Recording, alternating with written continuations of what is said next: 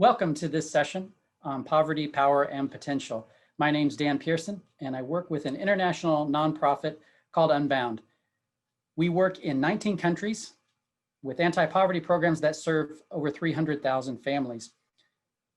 This topic of the conference of prophetic resilience really resonates with us. We were started by 5 lay Catholics many years ago, and they had this belief that we could do things differently, that we could challenge assumptions about the poor and bring something new to life. And so as we think about prophetic voice and prophetic resilience, and we need to think about these structures that need to be torn down inside of our own thinking. And we need to think about what it is that we want to rebuild, what new thing we want to create in the world.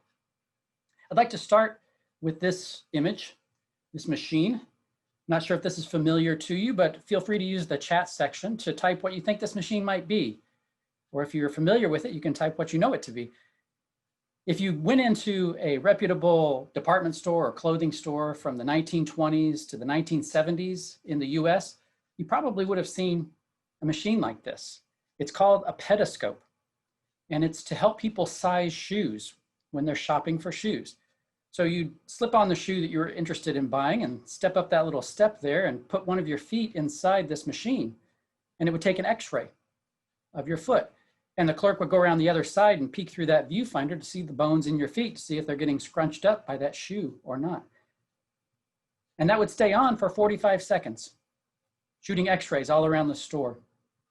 And of course, you want to see if both feet fit correctly. So you take out the right foot, put in the left foot, and another 45 seconds of x-rays get shot around the room. Now, most of us today don't have a lot of experience with x-rays unless we're sick or injured. The most common ways that we interact with x-rays is when you go to the dentist. And you know how that operation works. It's a serious thing. They come in, they put that big lead vest on you like you're on a bomb squad or something, and then they go running out the door and they turn that x-ray machine on for just a fraction of a second. These run for 45 seconds, each foot, each customer, all day long, shooting x-rays all around the room. And the only protection that these machines had was a 1 millimeter thick piece of tinfoil that wrapped around the inside.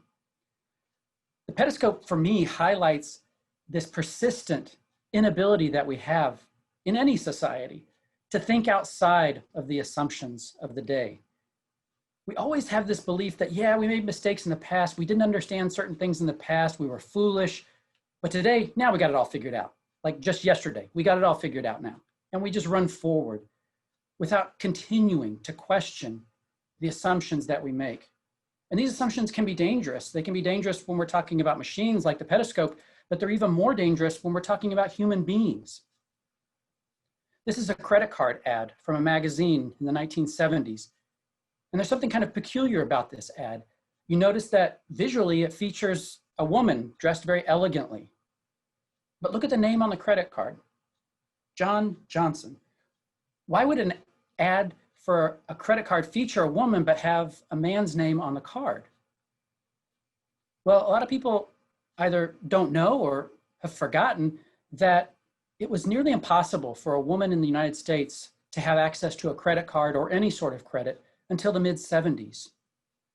A woman could be a co-signatory on her husband's credit, but if she were a widower or divorced or single, she would have to find a male family member to take her to the bank, open an account in his name, and she could be a co-signatory. You see, there were a lot of assumptions at that time about women, that women weren't malicious, they weren't evil, they just didn't know how to use money. They were kind of like the children in this photo, and the male of the household kind of had to keep everyone in line because his wife was a little childlike in how she used money. She needed to be held to account. And sometimes things got a little difficult in marriages when she didn't toe the line of how the husband thought the credit should be used. It wasn't until 1974 that Congress passed the Equal Credit Opportunity Act that gave women for the first time the ability to access credit directly in the United States of America. These limits, these assumptions that we have limit our moral imagination. of who's included and who's not, and who's capable and who's not.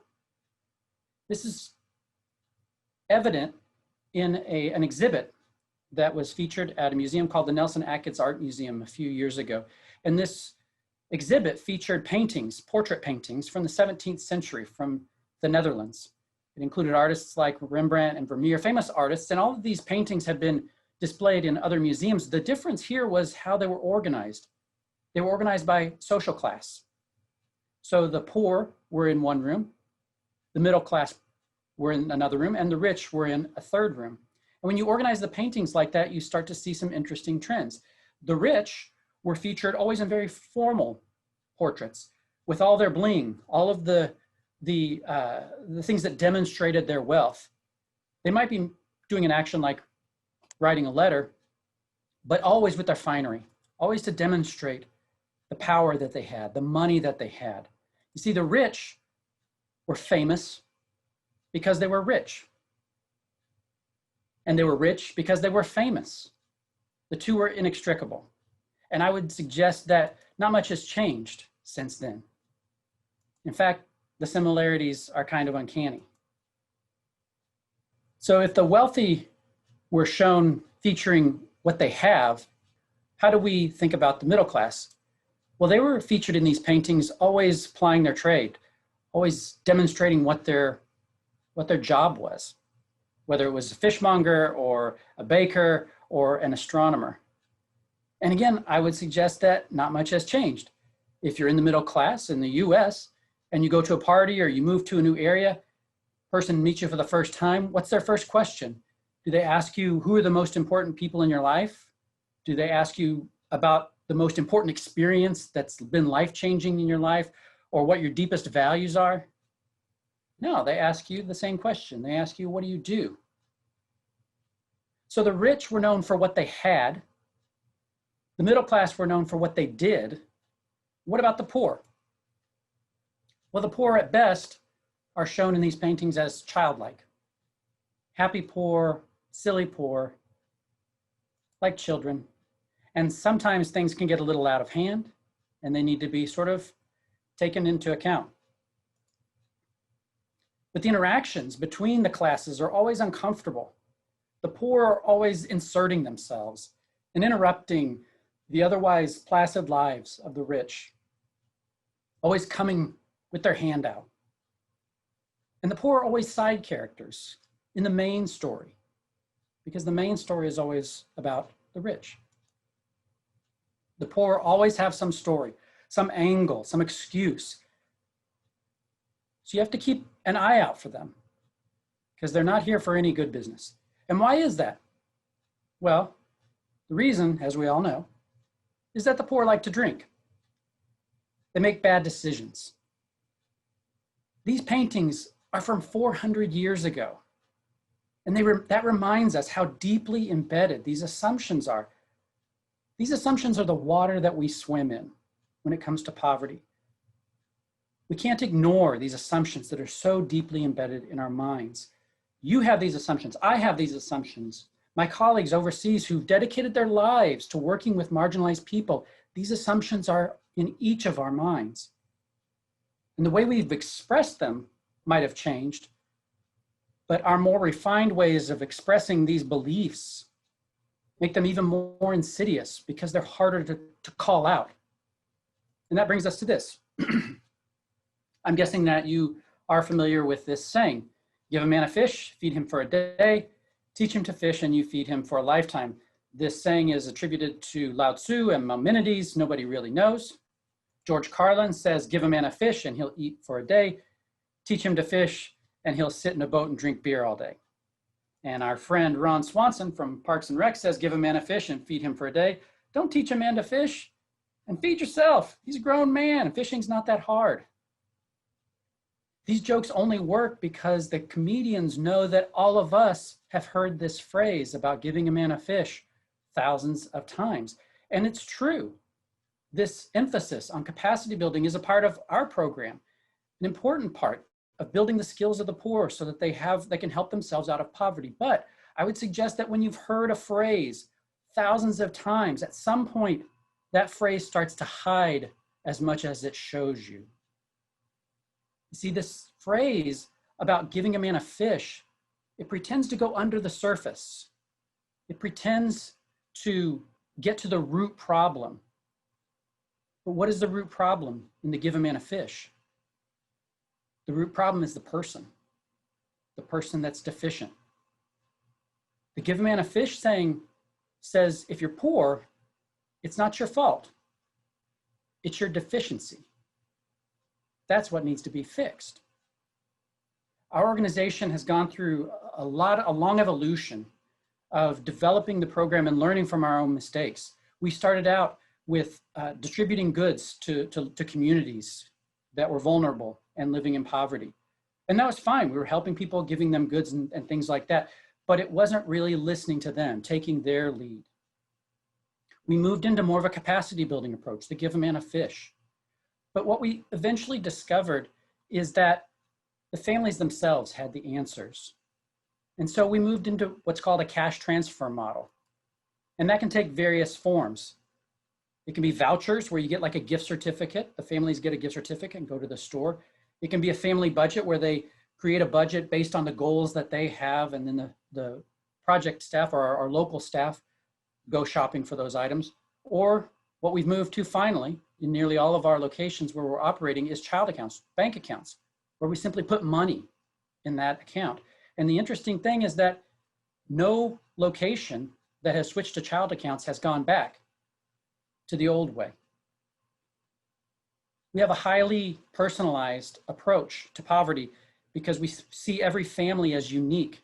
Every family has unique needs, unique goals, unique challenges, and only they know how to apply the money to overcome those goals.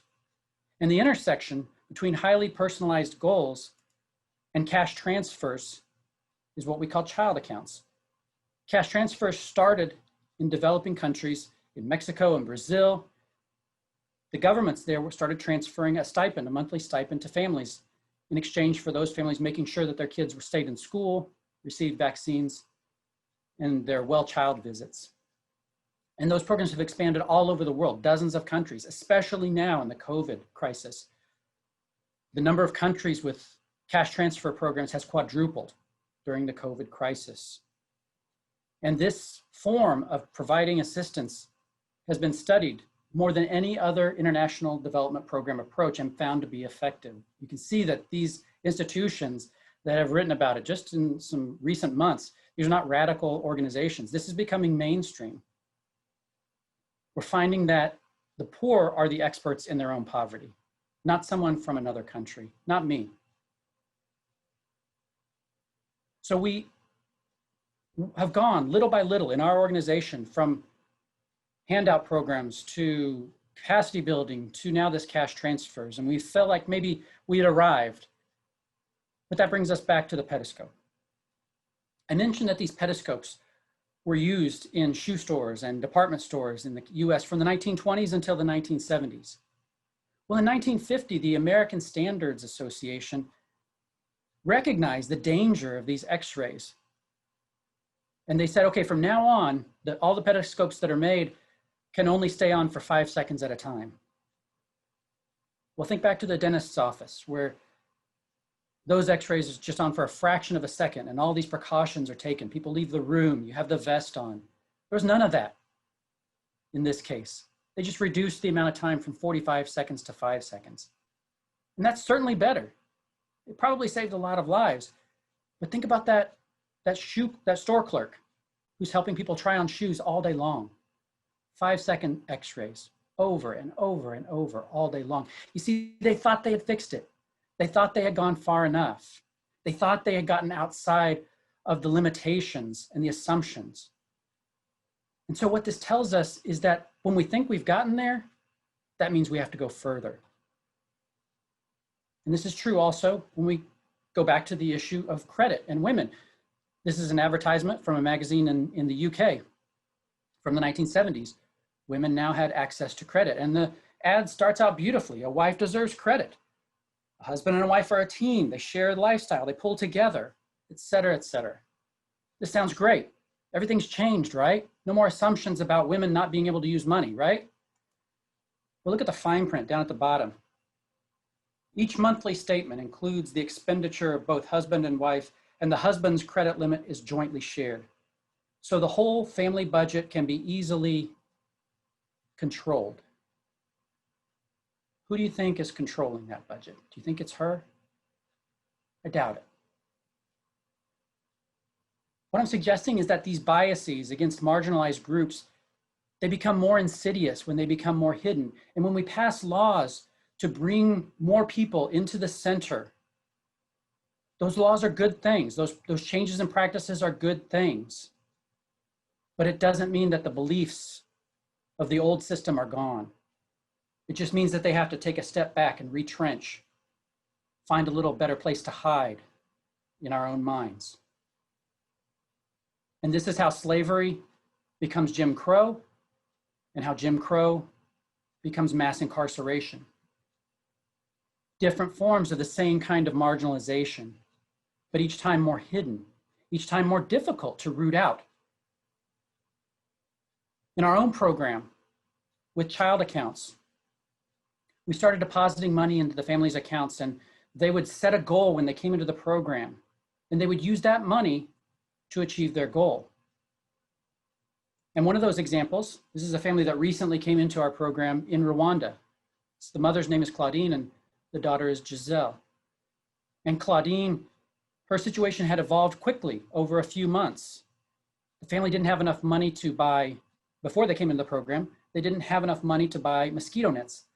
So she got sick with malaria.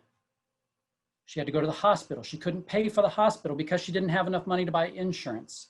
So she snuck out of the hospital, but because she had a bill there that she hadn't paid, the hospital held on to her identity card, which meant that she was no longer eligible for some government benefits like food and some basic needs that the family had.